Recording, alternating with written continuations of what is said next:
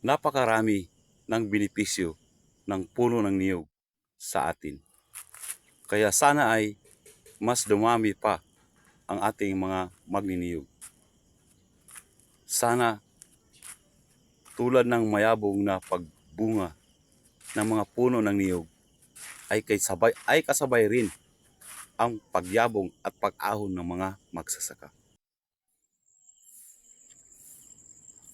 Ang niyog ay tinatawag na puno ng buhay or tree of life dahil iba't ibang bahagi nito ay mahalaga o mapakinabangan.